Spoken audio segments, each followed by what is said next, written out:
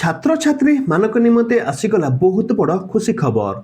माध्यमिक शिक्षा परिषद ओडिशा कटक तरफ जातीय ग्रामांचल मेधावृत्ति परीक्षा 2026 बा एनआरटीएस एग्जामिनेशन 2026 नोटिफिकेशन टी आसारछि। तेबे एही नोटिफिकेशन माध्यम आम संपूर्ण एनआरटीएस एग्जाम विषय में डिटेल्स आपको जनइछु। तेबे प्रिय छात्र छात्री मैंने जदि आपण मैंने यही भिडियोटी को देखुंटे तेबे डिजिटल प्रवाह यूट्यूब चैनल को आप गोटे लाइक करूँ। तो चैनल जब आप नुआ आते सब्सक्राइब करी पाखे बेल आइकन प्रेस करने को भूलु नहीं। तेबे चलते प्रिय छात्र छात्री मैंने संपूर्ण अपडेट को जानी रखा।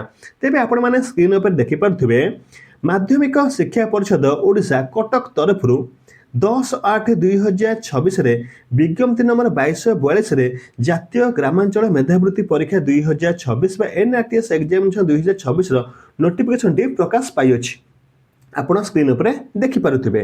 ता सहित एतद्वारा समस्त स्वीकृति प्राप्त उच्च विद्यालय छात्र छात्री मानक अवगति निमते जणाई दि जाउछे जातीय ग्रामांचल मेधावृत्ति परीक्षा 2026 निमते दरखास्त 11/8/2026 पाखरु 20/8/2026 24x7 मध्य ऑनलाइन जरिया निम्न निर्देश क्रमे ग्रहण करा जाउछि।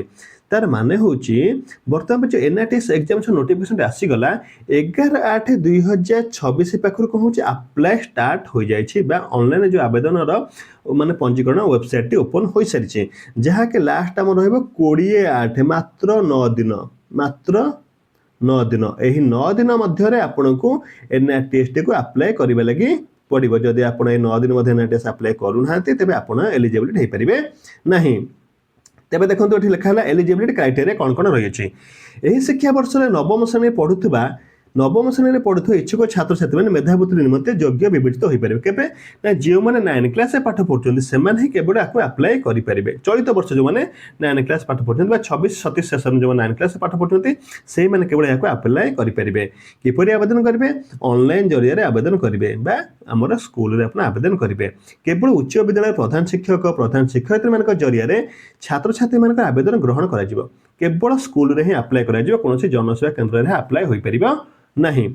ऑनलाइन आवेदन करने लिंक हूँ www.bscodisha.ac.in आप वेबसाइट जरिए आप कौन करेंगे कि एनआरटीएस एग्जाम को आप अप्लाई करेंगे। तापर देखंतु मेधावृत्ति परीक्षा निमंते प्रत्येक छात्र को 100 टंका हिसाब रे वेबसाइट दिया निर्देश अनुसार दाखल करा पड़ो। आपणकर जो एग्जाम फी एनआरटीएस जो अप्लाई फी होचे केते टंका ना 100 टंका अप्लाई फी होचे आपणकर 100 रुपए 100 टंका आपण देबे वेबसाइट हेटा डिपॉजिट करा जिवो। परीक्षार्थी मानकर प्रवेश पत्र बा एडमिट कार्ड टी www.bscodisha.ac वेबसाइट रो 17/9/2026 ठार डाउनलोड करा जिवो। केबे थारो ना होची 17/9 एटा हूँ अगस्ट सेप्टेम्बर 17 पाखु आप गणेश पूजा जीव तापर छुट्टी हम से एडमिट कार्ड डाउनलोड करेंगे। देखो मेधावृत्ति परीक्षा 22/9 तारीख मंगलवार सकाल 10 घटिकार मध्याह्न 12 घटिका मध्य निर्धारित परीक्षा केन्द्र होब। केते तारीख परीक्षा होब ना सेप्टेम्बर 22 तारीख में आपन एनआरटीएस एग्जाम हम केते ना हूँ सेप्टेम्बर 22 तारीख में एग्जाम टी हम ठीक अच्छे। तमें देखु आज होगा के तारीख 13 तारीख तो आमर ये बाहर के तारीख ना 11 तारीख मैंने कौन कर नोटिफिकेशन आसी अच्छी तो आपको 9 दिन भर आपको अप्लाई करने लगी पड़ो। नेक्स्ट आप सेप्टेम्बर मास कौन करेंगे 22 तारीख में आप परीक्षाटी देवे। तो चिंता करूँ यहाँ को आप नोट कर रखु जो छात्र छात्री मानकर आउ जब किसी बुझार थाए कि अभिभावक मैंने किसी बुझार थाए निहाती कमेंट सेक्शन में कमेंट करके पचारि पारे आम निहाती भाव तार उत्तर आपण पाखे रखू।